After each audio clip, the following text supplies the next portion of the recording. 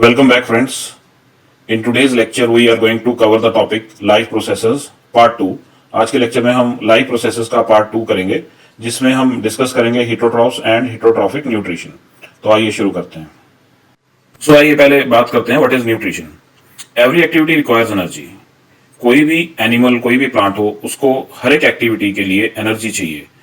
Even at rest energy is needed to maintain a state of order in our body. अगर हम rest में भी हैं, हमारी बॉडी रेस्ट में है, हम सो रहे हैं, या कोई भी ऑर्गेनिज्म रेस्ट में है, तो भी उसके अंदर कोई ना कोई ऐसे प्रोसेसेस चलते रहते हैं जिनको एनर्जी की जरूरत होती है। We also need materials from outside in order to grow, develop, synthesise protein and other substances needed in the body. So energy के अलावा हमें बॉडी में बहुत सारे मटेरियल्स हैं जिनकी जरूरत पड़ती है ताकि हमारी बॉडी ग्रो करे। लाइक हमें प्रोटीन्स चाहिए, हमारी बॉडी को कैल्शियम चाहिए, और इसी तरह से और जो अमाइनो एसिड्स चाहिए ताकि हमारी बॉडी ठीक तरह से ग्रो करती रहे। इन सभी चीजों के लिए न्यूट्रिशन की हमें जरूरत पड़ती है। By definition the process of intake of nutrients from outside is called nutrition. बाहर से न्यूट्रिएंट्स लेने को या बाहर से खाना लेने को हम लोग न्यूट्रिशन कहते हैं। न्यूट्रिशन डिफरेंट ऑर्गेनिजम्स के लिए डिफरेंट टाइप का हो सकता है। न्यूट्रिशन जो है वो नॉर्मली कार्बन बेस्ड कंपाउंड से आता है, like sugar, starch, carbohydrates, amino acids, carbon dioxide etcetera etcetera. Nutrition को हम लोग बेसिकली दो कैटेगरीज में डिवाइड कर सकते हैं। One is autotrophic nutrition and other is heterotrophic nutrition. Autotrophic nutrition में वो न्यूट्रिशन है जिसमें कार्बन कंपाउंड जनरेट किए जाते हैं यूजिंग कार्बन डाइऑक्साइड। इस तरह की न्यूट्रिशन ग्रीन प्लांट्स और सम बैक्टीरिया कर सकते हैं। दूसरी टाइप की न्यूट्रिशन है हिटोट्रॉफिक न्यूट्रिशन। हिटोट्रॉफिक न्यूट्रिशन में carbon compounds are made from carbon present in organic sources. तो जो हिटोट्रॉफिक न्यूट्रिशन है उसमें ऑलरेडी ऑर्गेनिक सोर्सेज को यूज करके कार्बन कंपाउंड्स बनाए जाते हैं। ऑटोट्रॉफिक न्यूट्रिशन तो हम लोग अपने प्रीवियस लेक्चर में कर चुके हैं। इस लेक्चर में हम लोग मेजरली हिटोट्रॉफिक न्यूट्रिशन को डिस्कस करेंगे। आइए शुरू करते हैं हम आज का major topic, that is heterotrophic nutrition. जैसा कि हमने अभी डिस्कस किया, heterotrophy is when organic molecules are obtained from other organisms. Now heterotrophic nutrition can be categorized into three subcategories, that is holozoic nutrition, in which living or just killed organisms are used for nutrition. Holozoic nutrition is shown by herbivorous animals, carnivorous animals, scavengers and even omnivorous animals. Then comes the parasitism. Parasitism, as the word also explains, कि parasitic nutrition है। Parasites आप लोग समझते हैं, parasite वो organism होते हैं जो दूसरे की बॉडी के ऊपर, यानी कि होस्ट के या तो बॉडी के अंदर या ऊपर रहते हैं और अपना सारा न्यूट्रिशन होस्ट की बॉडी से लेते हैं। तो इनको हम कहते हैं पैरासाइट्स और इसको कहते हैं पैरासाइटिज्म। एग्जाम्पल्स हैं फ्लीस, लीस एटसेट्रा। इसको हम डिटेल में आगे भी डिस्कस करने वाले हैं। Then comes saprotrophs. सेप्रोट्रॉप्स क्या करते हैं? सेप्रोट्रॉप्स जो डिकेइंग प्लांट्स और एनिमल्स होते हैं उनके ऊपर एंजाइम्स सेक्रीट करते हैं और उन ऑर्गेनिक कंपाउंड्स को उस फॉर्म में चेंज कर लेते हैं जिस फॉर्म में इनको खुद को ऑर्गेनिक कंपाउंड्स की जरूरत है।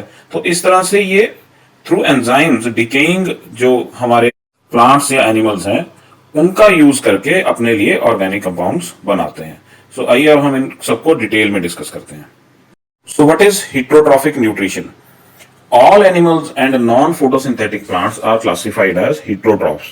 हमने पिछले लेक्चर में पढ़ा था जो फोटोसिंथेटिक प्लांट्स हैं उनको ऑटोट्रॉफ्स कहा जाता है। अब हम कह रहे हैं कि all animals and non photosynthetic plants are classified as heterotrophs. वो एनिमल और वो प्लांट्स जो फोटोन यूज करके, यानी कि सनलाइट यूज करके अपना खाना खुद नहीं प्रोड्यूस करते, उनको हेटेरोट्रॉफ्स कहा जाता है।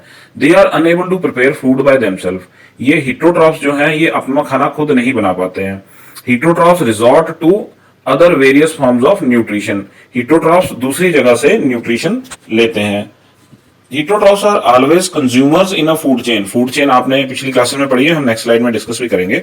हेटेरोट्रॉफ्स को नॉर्मली फूड चेन में कंज्यूमर्स कहा जाता है। Heterotrophs break down complex food into its readily usable और रिक्वायर्ड कॉन्स्टिट्यूएंट्स। हेटेरोट्रॉफ्स क्या करते हैं? जो इनको खाना मिलता है वो कॉम्प्लेक्स कार्बन कंपाउंड्स की फॉर्म में होता है, उनको उस फॉर्म में चेंज कर लेते हैं जिस फॉर्म में इनको वो खाना चाहिए होता है। स्लाइड में हमने एक सिंपल फूड चेन दिखाई है। फूड चेन में सबसे पहले हमने दिखाया ग्रास। ग्रास क्या है? ग्रास प्रोड्यूसर है, ऑटोट्रॉफ्स आर प्रोड्यूसर्स।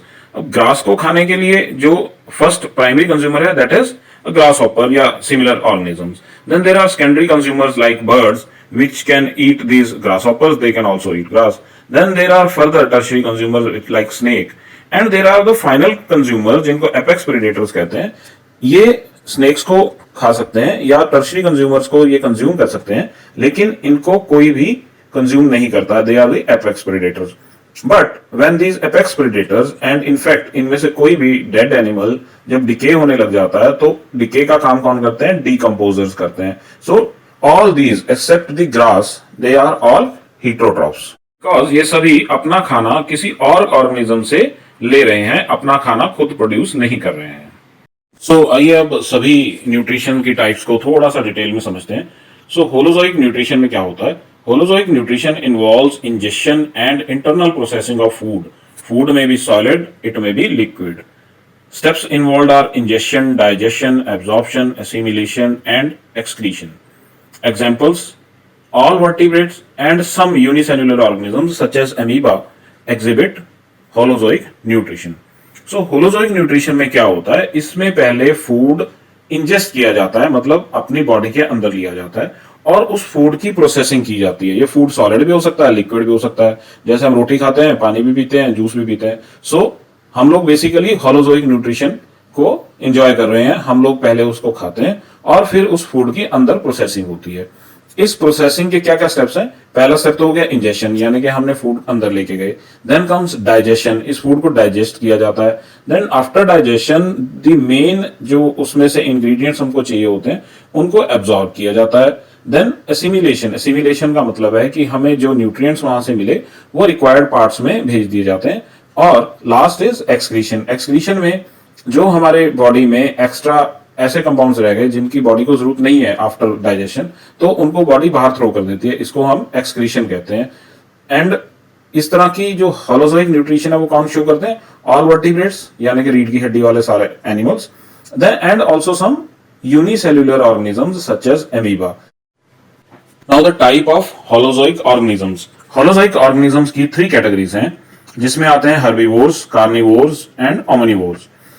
हर्बीवोर्स वो एनिमल्स या बर्ड्स होते हैं जो दूसरे प्लांट्स के ऊपर डिपेंड करते हैं अपने खाने के लिए, like cows, goats, rabbits etcetera. और कार्निवोर्स वो एनिमल्स होते हैं या वो बर्ड्स होते हैं जो दूसरे एनिमल्स के ऊपर डिपेंडेंट होते हैं फूड के लिए, मतलब वो दूसरे एनिमल्स को खाकर अपनी फूड की नीड्स को जो है सेटिस्फाई करते हैं, like lion, tiger, eagle etcetera. Omnivores are those plants और एनिमल्स जो दोनों तरह का फूड एंजॉय कर सकते हैं, मतलब वो दूसरे प्लांट्स को भी खा सकते हैं और दूसरे एनिमल्स को भी खा सकते हैं. सो इनमें मैन सबसे बड़ा एग्जांपल है, देन स्क्विरल, क्रो एटसेट्रा. सो इस तरह से होलोजोइक ऑर्गेनिजम्स को हम लोग 3 कैटेगरीज में डिवाइड कर सकते हैं. सेप्रोफाइट्स क्या करते हैं या सेप्रोट्रॉफ्स क्या करते हैं? Saprotrophs they feed on dead and decaying matter. Saprotrophs dead और डिकेइंग मैटर के ऊपर फीड करते हैं. Saprotrophs undergo extracellular digestion. Saprotrophs में जो डाइजेशन है वो फूड को इंजेस्ट करने के बाद नहीं होती है, वो एक्स्ट्रा सेल्यूलर है. इसका मतलब है वो ऑर्गेनिज्म के बाहर होगी, वो बाहर कुछ एंजाइम सिक्रीट करेंगे जिससे जो डेड मैटर है वो उस फॉर्म में आ जाएगा जिस फॉर्म में वो उसको सीधा ले सकते हैं. So the digestion is extra cellular, वो बॉडी में नहीं हो रही है, बॉडी के बाहर हो रही है. They secrete digestive substances into the surrounding environment. Saprophytes जो हैं वो डाइजेस्टिव सब्सटेंसेस को फैलाते हैं आसपास के एनवायरनमेंट में और वहां से डिकेइंग ऑर्गेनिजम्स के थ्रू न्यूट्रिशन लेते हैं. Organic matter is broken down into substances और न्यूट्रिएंट्स. जो बाहर पड़ा हुआ ऑर्गेनिक मैटर है उसको रिक्वायर्ड न्यूट्रिएंट्स में चेंज किया जाता है. Then proteins are digested into amino acid, starch into sugar and fats into glycerol and fatty acids. So जो प्रोटीन्स हैं बाहर पड़े हुए एनिमल्स या डिकेइंग एनिमल्स के, उनको अमाइनो एसिड में चेंज कर लिया जाता है. जो प्लांट्स का स्टार्च है उसको शुगर में चेंज कर लिया जाता है. जो फैट्स हैं उनको ग्लिसरॉल और फैटी एसिड में चेंज कर लिया जाता है. तो इस तरह से अपने न्यूट्रिशन नीड्स को सेटिस्फाई किया जाता है. Nutrients are absorbed through the cell membrane. जो बॉडी के बाहर न्यूट्रिएंट्स पैदा हो गए उनको सेल मेम्ब्रेन्स के थ्रू एब्जॉर्ब कर लिया जाता है. इस तरह से सेप्रोफाइट्स अपनी न्यूट्रिशन को पूरा करते हैं. सो यहाँ स्लाइड में मैंने सेप्रोफाइट्स के कुछ एग्जांपल्स दिखाए हैं, like this mushroom kind of structure. Mushroom जो है वो डिकेइंग ऑर्गेनिक मटेरियल्स के ऊपर ही अपना फीड करते हैं. देन आपने प्लांट्स में जो डेड प्लांट्स या ट्रीज हैं उसमें इस तरह की फंगस देखी होगी. सो ये भी क्या है, ये सेप्रोफाइट्स का एग्जांपल है। ये एंजाइम सिक्रीट करके जो ये प्लांट डेड हो रहा है इसमें से न्यूट्रिएंट्स लेते हैं। सिमिलरली इस तरह के प्लांट्स जिनके पास ऑर्गेनिक फोटोसिंथेसिस के लिए ग्रीन क्लोरोफिल नहीं होता है, इस तरह के प्लांट्स भी अपना न्यूट्रिएंट कहां से लेते हैं, ये भी केमिकल्स जो हैं छोड़ते हैं, और उस केमिकल्स के साथ जो बाहर पड़ा हुआ ऑर्गेनिक मैटर है वो रिक्वायर्ड न्यूट्रिएंट्स में चेंज हो जाता है। Then they absorb that required nutrient from that area. Then ये जो फंगस वगैरह जो ब्रेड के ऊपर लग जाती है या ब्रेड मोल्ड्स जो होते हैं, सो ये भी क्या है, ये जो ब्रेड खराब हो रही है, जो डेड मैटर है, इसके ऊपर ये लोग फीड करते हैं। So this is the characteristic of saprophytes. So यहां सैप्रोफाइट्स के कुछ एग्जांपल्स दिए हुए हैं। Mucor, also known as mold, is a saprophytic fungus that grows on decayed organic matter, especially those that are rich in carbohydrates. Mucor is majorly found on stale bread, vegetables and dung, etc. So ये एक example हो गया मुकोर, जो कि mainly कहाँ पाया जाता है, जो स्टेल ब्रेड है या वेजिटेबल्स हैं या डंग ऑफ एनिमल्स है जो कि डिके ऑलरेडी हो रहा है, यहाँ पर ये मुकोर जो है वो सैप्रोफाइट पाया जाता है। Yeast commonly found on sugary substances, it is present in grape juice, flour, nectar and vineyard etc. So ये एक यूजफुल yeast है जिसको हम यूज करते हैं, बट ये भी एग्जांपल है for a saprophyte. Then penicillium grows on decayed metals such as bread, jam, jellies, fruit and vegetable. Penicillium भी एक इसका एग्जांपल है। सेप्रोफाइट्स आर बेसिकली डीकम्पोजर्स, जैसे मैंने आपको फूड चेन में दिखाया था कि जो डीकम्पोजर्स हैं और डेड ऑर्गेनिक मैटर के, वो सेप्रोफाइट्स होते हैं। They usually require oxygen and can not grow under anaerobic condition. Anaerobic means जहां पर ऑक्सीजन नहीं होती है। सो सेप्रोफाइट्स को यूजुअली ऑक्सीजन की जरूरत रहती है और बिना ऑक्सीजन के ये एग्जिस्ट नहीं कर सकते हैं। Next is parasitic nutrition. Parasitic organisms, they live in or on other organisms and acquire food at the expense of its host. Host may be plant or animal. So parasitic organisms क्या करते हैं, वो किसी दूसरे organism के ऊपर या उसके बॉडी के अंदर रहते हैं और ये सारा जो फूड एक्वायर करते हैं वो at the expense of host करते हैं। मतलब ये सारा फूड होस्ट से लेते हैं एंड मोस्टली ये होस्ट को नुकसान करते हैं। They are harmful to host health, sometime they even kill the host. So जैसा कि मैं पहले भी बता रहा था कि ये नॉर्मली होस्ट की हेल्थ के लिए नुकसानदायक होते हैं और कई बार होस्ट को किल भी कर देते हैं। Ectoparasites remain outside the body of their host, for example mosquitoes, ticks, lice, bedbugs etcetera. जो एक्टोपैरासाइट्स हैं वो बॉडी के बाहर रहते हैं। Endoparasites remain inside the body of their host. Endoparasites body के अंदर रहते हैं। इसके एग्जांपल हैं ascaris, vivax and tapeworm. So इनको हम नेक्स्ट स्लाइड में डायग्राम की हेल्प से थोड़ा सा समझते हैं।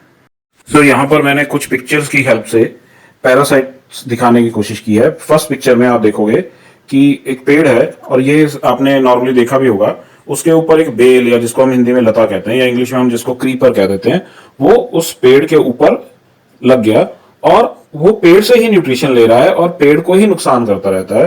पेड़ जो भी न्यूट्रिशन बनाता है उसको वो खुद एब्जॉर्व कर लेता है, प्लस पेड़ की सनलाइट को वो कट कर देता है। सो इस तरह से कुछ समय बाद पेड़ डेड हो जाता है। सेकंड पिक्चर में आपको ग्रीन प्लांट के ऊपर एक येलोइश क्रीपर जो है वो नजर आ रहा होगा, येलोइश या ब्राउनिश कलर का। सो जो ये येलो या ब्राउन है ये एक्चुअली अपना खाना खुद नहीं बना पाता, बिकॉज खुद खाना बनाने के लिए प्लांट को क्लोरोफिल की जरूरत होती है जो कि ग्रीन कलर की होती है। सो इस तरह से ये इसी प्लांट के ऊपर फीड करेगा, जो न्यूट्रिशन ये प्लांट पैदा करेगा ये उसी न्यूट्रिशन को कंज्यूम करता है। देन थर्ड जो पिक्चर है उसमें लीस दिखाई है। लीस बालों में, नॉर्मली सिर में रहती है, इसको हम हिंदी में जुएं कहते हैं। तो ये जो है ये भी एक पैरासाइट है। तो ये तीनों पैरासाइट तो होस्ट की बॉडी के ऊपर हैं, so they are called ectoparasites. Then the last picture में मैंने टेपवर्म दिखाया। टेपवर्म नॉर्मली ह्यूमंस के इंटेस्टाइन में रहता है। तो ये अगर एक बार इंटेस्टाइन में एंटर हो गया तो ये इंटेस्टाइन में रहेगा और वहीं से अपना फीड लेगा और जिस ह्यूमन बीइंग के इंटेस्टाइन में ये है उसको नुकसान करेगा। तो ये एक एग्जांपल है एंडोपैरासाइट्स का। सो इस तरह से हमने कवर किया the types of nutrition, that is holozoic, parasitic and saprophytic. हमारे सिलेबस के according we are required to study the nutrition in amoeba and human beings. Particularly हमारे सिलेबस के अकॉर्डिंग हमने अमीबा और ह्यूमन बींग्स का जो nutrition system है उसको स्टडी करना है। तो फर्स्ट हम लोग न्यूट्रिशन इन अमीबा करेंगे, देन उसके बाद हम ह्यूमन बींग्स के न्यूट्रिशन की बात करेंगे। So let us start with nutrition in amoeba. So the first step in nutrition of amoeba is Ingestion. Taking food in the body is called ingestion. Amoeba is a unicellular animal, has no mouth. Amoeba ingests the food by encircling it by forming pseudopodia. When the food is completely encircled, the food is engulfed in the form of a bag called food vacuole. Amoeba जो है single cell organism है, इसमें कोई mouth नहीं होता है, तो ये फूड को इंजेस्ट कैसे करता है? इसका फूड इंजेस्ट करने के लिए ये फूड को एनसर्कल कर लेता है. सो फूड को जब ये एनसर्कल कर लेता है, फूड इसके अंदर आ जाता है, तो ये इसको कहते हैं हम लोग स्यूडोपोडिया. जो एनसर्कल करके जो एक कैविटी बन गई उसको कहेंगे pseudopodia. When the food is completely encircled, the food is engulfed in the form of bag called food vacuole. अब जो फूड जब पूरा अंदर आ गया तो एक बैग बन गया जिसको हम कहेंगे फूड वैक्यूल. इस तरह से इंजेक्शन कंप्लीट हो गया. Second is digestion. Digestion is breaking the large and insoluble molecule in small and water soluble molecules with the help of digestive enzymes. तो अब एमीबा क्या करता है कि फॉर ब्रेकिंग दैट फूड जो उसने इंजेस्ट किया, तो कुछ एंजाइम्स छोड़ेगा जिसकी वजह से वो फूड डिकम्पोज हो जाएगा और जिस फॉर्म में एमीबा को चाहिए उस फॉर्म में आ जाएगा. इसको हम कहते हैं digestion. Then there is absorption. Next step is absorption. The digested food is absorbed in the cytoplasm by the process of diffusion. The undigested food remains in the food vacuole. Excess food is stored in the cytoplasm in the form of glycogens and lipids. तो होता क्या है कि एक बार food digest हो गया तो digest होने के बाद उस फूड को एब्जॉर्ब किया जाता है, उसके जो न्यूट्रिएंट्स हैं उनको एब्जॉर्ब किया जाता है. तो एब्जॉर्ब करने का काम है साइटोप्लाज्म का. तो साइटोप्लाज्म तक ये न्यूट्रिएंट्स कैसे पहुंचते हैं? ये डिफ्यूजन के थ्रू पहुंचते हैं, क्योंकि इनके पास कोई ट्रांसफर का सिस्टम नहीं होता, तो they move by diffusion. The undigested food remains in the food vacuole. जो डाइजेस्ट नहीं हुआ वो फूड वैक्यूल में ही रह जाएगा. Then excess food is stored in cytoplasm only. जितना भी एक्स्ट्रा फूड है एनर्जी बनाने के लिए जितना भी स्टोर करना है वो साइटोप्लाज्म में स्टोर होगा in the form of glycogens and lipids. So जो एमीबा है वो एब्जॉर्प्शन के बाद जो बचा हुआ फूड है उसको ग्लाइकोजन एंड लिपिड्स की फॉर्म में साइटोप्लाज्म में स्टोर करके रखता है. Next step is assimilation. Assimilation में जो एब्जॉर्ब फूड है उसको यूज किया जाता है for obtaining energy, growth and repair. So absorbed food is used to obtain energy, growth and repair. This is called assimilation. Assimilation के बाद लास्ट स्टेप आ जाता है जिसको कहते हैं egestion. Egestion is the undigested food collected in the food vacuole is thrown out by the body rupturing the cell membrane. So egestion में क्या है, जो अनडाइजेस्टेड फूड वैक्यूल में पड़ा हुआ है उसको बॉडी थ्रो आउट कर देती है by rupturing the cell membrane. Cell membrane rupture हो जाते हैं और वहां से ये फूड जो है वो डिस्कार्ड कर दिया जाता है. सो इसको कहते हैं egestion. So we just discussed a very simple digestive system, that is of amoeba. Now let us discuss the human digestive system. So humans have many digestive organs which constitute digestive system. Human digestive system simple digestive system नहीं है जैसे हमने amoeba में discuss किया था. इसमें बहुत सारे organs इन्वॉल्व होते हैं जिससे ये digestive system बनता है. यहाँ पर हमने 16 different organs दिखाए हैं. Tongue, diaphragm, liver, gallbladder, duodenum, appendix, mouth, pharynx, esophagus, then stomach, bile duct, pancreas, small intestine, large intestine, rectum and anus. So ये सब organs मिलके हमारा digestive system बनाते हैं. यहाँ पर नंबरिंग सिर्फ ये याद रखने के लिए बनाई गई है कि अगर मुझे डायग्राम बनाना पड़े तो I have to make 16 different parts in the diagram. So let us understand the working of each and every part. अब हम समझने की कोशिश करते हैं कि इस digestive system के different parts क्या काम करते हैं. सो वंस अगेन जो स्टेप्स इन्वॉल्व हैं न्यूट्रिशन में वो होते हैं injection, digestion, absorption, assimilation and egestion. So इन्हीं को हम बारी बारी से समझते हैं फॉर ह्यूमन सिस्टम. सो पहला पार्ट है इंजेक्शन. इंजेक्शन मतलब फूड बॉडी के अंदर कैसे जाता है. So humans insert food in their mouth. हम लोग हाथ यूज करके अपना फूड अपने मुंह में इंसर्ट करते हैं, इसको इंजेक्शन कहते हैं. Second is digestion. Mouth performs 3 functions regarding digestion. So पहला है टीथ. टीथ क्या काम करते हैं? दे हेल्प इन च्यूइंग और मैस्टिकेशन ऑफ फूड. टीथ जो है वो फूड को च्यू करते हैं, उसको स्मॉल स्मॉल पार्ट्स में डिवाइड करते हैं. Then comes the tongue. Tongue does 4 functions. Tongue के क्या क्या फंक्शंस हैं?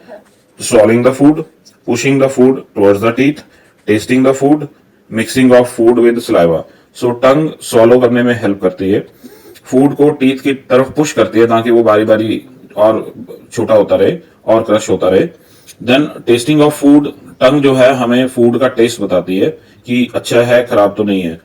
Then mixing of food with saliva, tongue जो है स्लाइवा के साथ फूड को अच्छे से, जो क्रस्ट फूड है उसको अच्छे से मिक्स करती रहती है, जो कि हमारी डाइजेशन में हेल्पफुल रहता है। Next comes the salivary gland, mouth में जो तीसरा पार्ट काम करता है वो है स्लाइवरी ग्लैंड। स्लाइवरी ग्लैंड का क्या काम है? It secretes watery liquid and enzyme called salivary amylase. It helps in making food soft and moist for easy transfer. Enzymes break down food and convert a starch into sugar. तो salivary gland क्या करता है? Salivary gland secrete करता है watery liquid और एक enzyme जिसको salivary amylase कहा जाता है।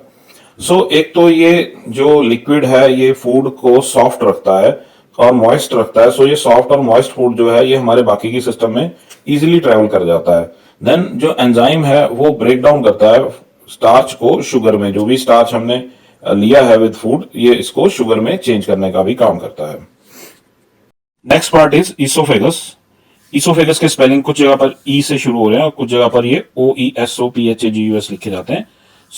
Oesophagus is a muscular tube that connects pharynx which is a part of an upper section of gastrointestinal tract. Oesophagus pharynx को गैस्ट्रोइंटेस्टाइनल ट्रैक के साथ कनेक्ट करती है। It has muscular wall which contracts and relaxes to push the food into stomach.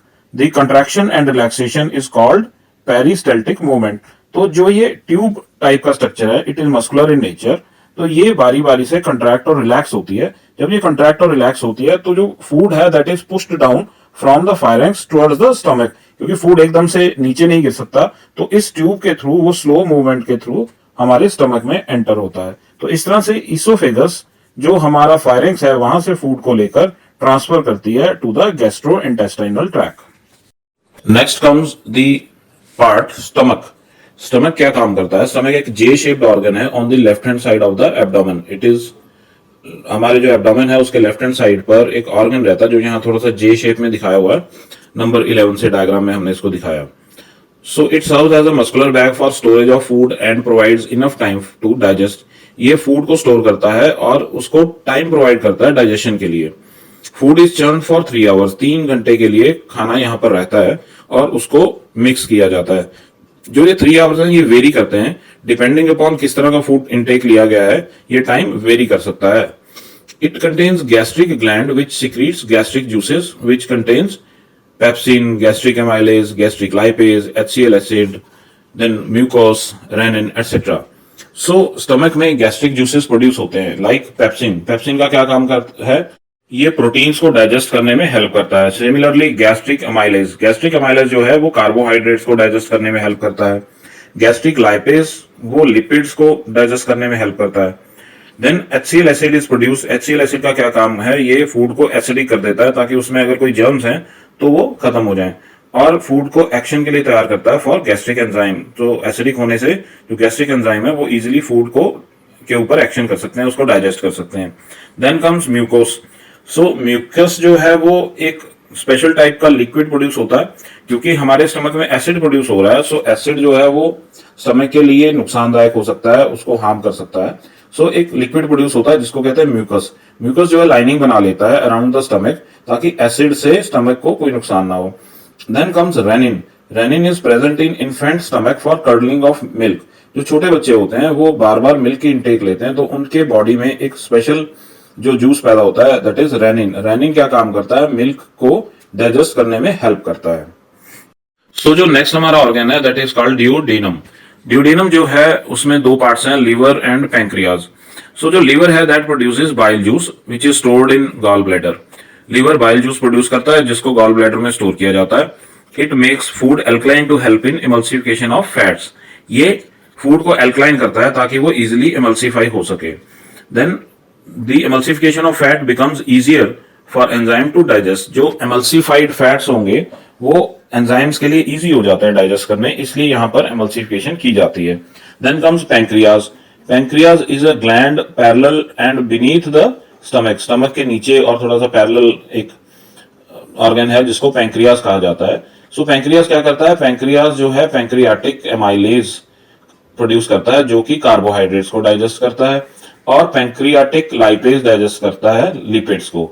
सो इस तरह से pancreas जो है वो दो एंजाइम्स प्रोड्यूस करता है, one is pancreatic amylase and second is pancreatic lipase.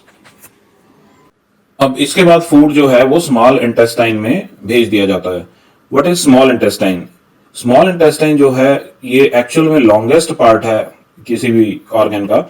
ये इसकी length is around 6.5 metre, 6.5 metre का होता है, लेकिन हम इसको स्मॉल इंटेस्टाइन कहते हैं बिकॉज ये नैरो होता है as compare to the other intestine जिसको हम लार्ज इंटेस्टाइन कहते हैं।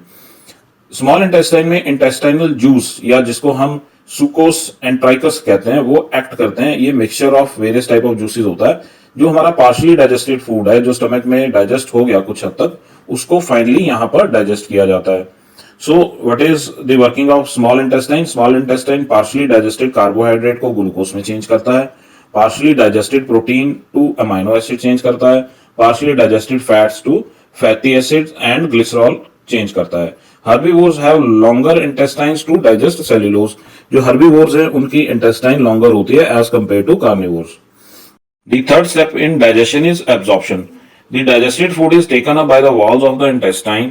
तो जो फूड डाइजेस्ट हो चुका है वो इंटेस्टाइन की वॉल्स जो हैं अब उनके ऊपर काम करते हैं। The inner lining of the small intestine has numerous finger like projections called villi which increase the surface area for absorption.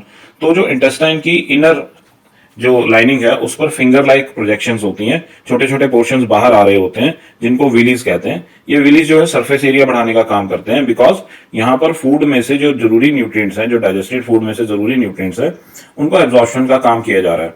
The villi are richly supplied with blood vessels which take the absorbed food to each and every cell of the body where it is utilized for obtaining energy, building up new tissues and repair of old tissues. So जो villis है ये इसमें बहुत सारे muscles रहते हैं, blood vessels रहते हैं, जिनके थ्रू जो यहाँ पर एब्जॉर्ब किया हुआ न्यूट्रिशन है वो ट्रेवल कर सकता है to the other parts of the body, to the various cells जहां पर ये रिक्वायर्ड है for repair, growth etcetera etcetera. So the fourth step in digestion is assimilation.